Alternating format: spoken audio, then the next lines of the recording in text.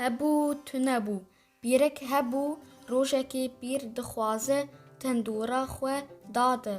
دکە ناکە تەندوورە وێ پێ ناکەوە بفی تەندوورێ دکە نابە داران داوێژە نابە هەما ژنشکا ve çûkek tê li ser tendûra pîrî vedine û dibêje ha ji te re çixna lingê min eger tu wê bavê jî tendûra xwe ew ê pêkeve pîrê dibêje here li pîsa a heram min ew qas qirş û dar avêtin tendûrî neşewitîn ew ê bi çixna lingê te yê biçûk pêkeve çûk bi ken ji pîrê re dibêje hela ka bicerbîne ku neşewitî wê çaxê bêje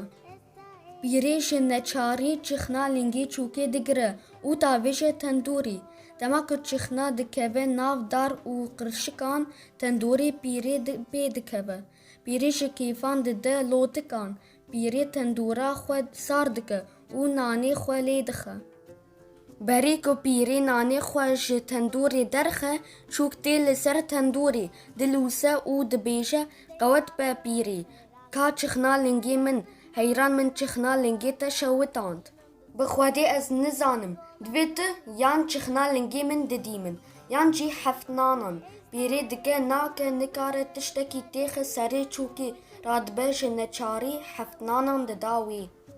çûk heftnanan hil digire û diçe çolê mêze dike ku şivanan bişkûl kirine nav şîr û dixwin çûk dibêje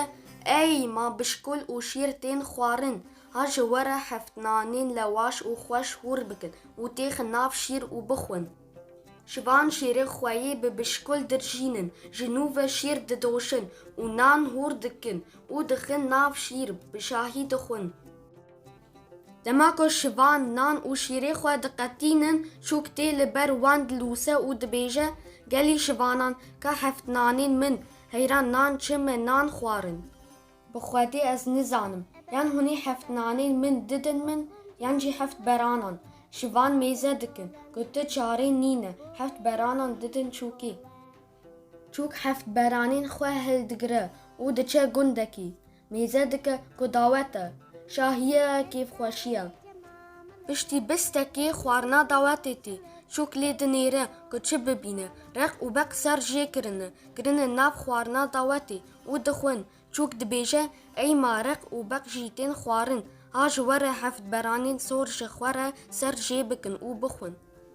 gundî gelek şa dibin xwarina ku çê kirine dirjînin ji nû ve xwarinê çê dikin bi xweş goştê beranan dixwin paşê bûkê tînin ku li hespê siwar bikin ji nişka ve çûk tê û dibêje ka heft beranên min bidin gundî pir hêrs dibin û dibêjin beranên çi halê çi me beran xwarin em ji te re heft beranan ji ku bînin bi Xwedê ez nizanim yan hûn dê heft beranan bidin min yan jî bûkê gundî dinêrin ku tu çare jê re tune radibin bûkê didin çûkê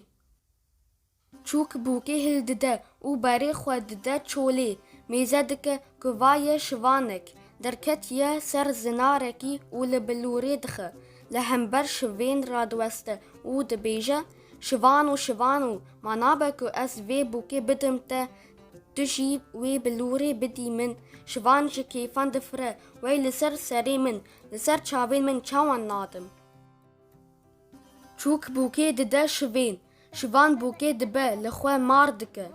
çûk jî bilûrê hil digire derdikeve ser zinêr li bilûra xwe dixe û pê re weha dibêje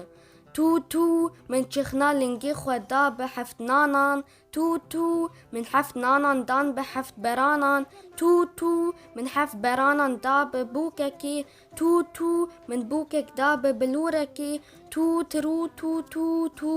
tu